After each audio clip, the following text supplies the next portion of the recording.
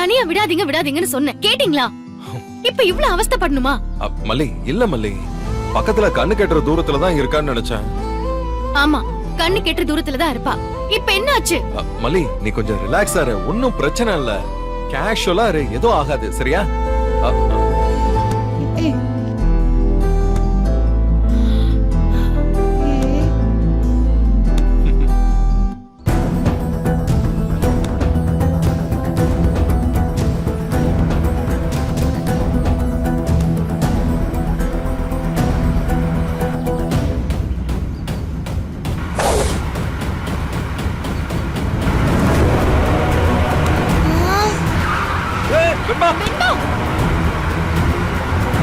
டேய், அறிவில்ல முட்டாள்.